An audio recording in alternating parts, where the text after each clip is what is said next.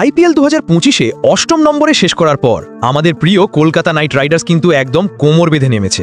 Team management এবার বড়সড় সিদ্ধান্ত নিতে কোনো দ্বিধা রাখবে না, আর তার সবচেয়ে বড় প্রমাণ হলো তাদের বেশ কিছু হাই প্রোফাইল তারকাকে ছেড়ে দেওয়া।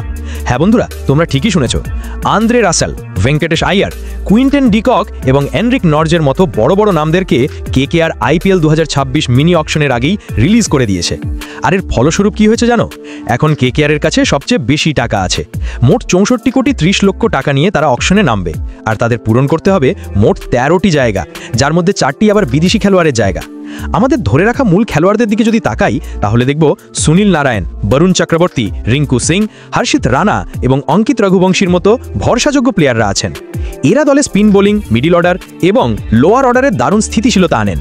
কিন্তু একটা বড় সমস্যা কিন্তু থেকেই যাচ্ছে।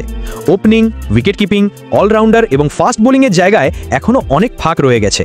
আর তাই আজ আমরা এই ভিডিওতে কথা বলবো সেই সব খেলোয়াড়দের নিয়ে যাদেরকে কেকেআর আইপিএল 2026 মিনি অকশনে টার্গেট করতে পারে। তবে প্রথমেই একটা কথা তোমাদের জানিয়ে রাখি, কেকেআর যদিও 9 জন খেলোয়াড়কে ছেড়ে দিয়েছে, তার মধ্যে অনেককেই কিন্তু তারা অকশনে আবার কেনার চেষ্টা করবে।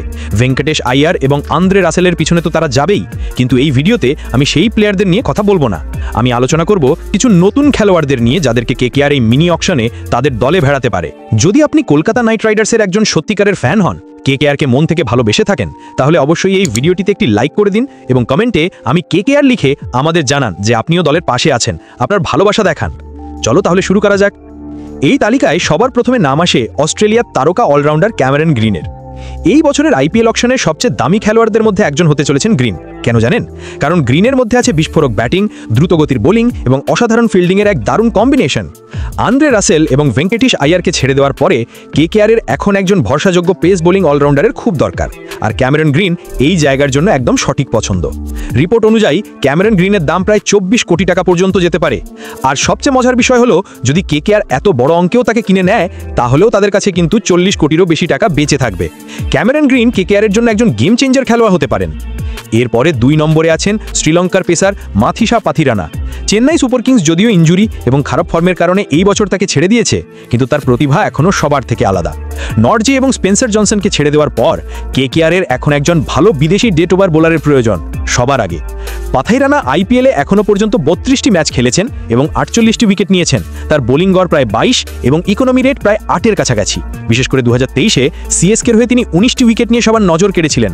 কেকেআর অবশ্যই তাকে টার্গেট করবে, কারণ তার মতো ইয়র্কার স্পেশালিস্ট বোলার বাজারে খুব কমই পাওয়া যায়। 3 নম্বরে যার কথা বলবো তিনি হলেন ইংল্যান্ডের বিস্ফোরক opener Jonny Bairstow. Quinton de Kock এবং রহমানুল্লাহ গুরবাজ দুজনকেই কেকেআর রিলিজ করে দিয়েছে। এর মানে পরিষ্কার যে কেকেআরের একজন বিধ্বংসী উইকেট কিপার ওপেনার দরকার, আর এই ক্যাটাগরিতে জনি বেয়ারস্টোর থেকে ভালো বিকল্প আর কেউ হতে পারে না। কেকেআরের আগ্রাসী খেলা স্টাইলের জন্য জনি বেয়ারস্টোর একদম উপযুক্ত একজন খেলোয়াড়। 4 নম্বরে নাম আসে নিউজিল্যান্ডের ফাস্ট বোলার জেকব ডাফির। কেকেআর তাদের পেস আক্রমণকে শক্তিশালী করতে চাইছে, আর তাদের বোলিং কোচ টিম সাউদি নিশ্চয়ই চাইবেন তার দেশের একজন নির্ভরযোগ্য বোলারকে দলে আনতে। নিউজিল্যান্ডের জেকব ডাফি টি-20 ক্রিকেটে বেশ প্রভাবশালী পারফর্ম করেছেন। তিনি 38টি টি-20 ম্যাচে 53টি উইকেট নিয়েছেন।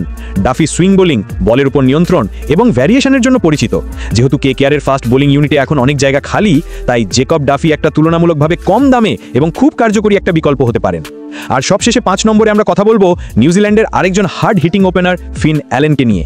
আইপিএলে ফিন অ্যালেনের অনুপস্থিতি এতদিন একটা রহস্য ছিল, কিন্তু তার মধ্যে প্রতিভা কিন্তু এখনও ভরপুর।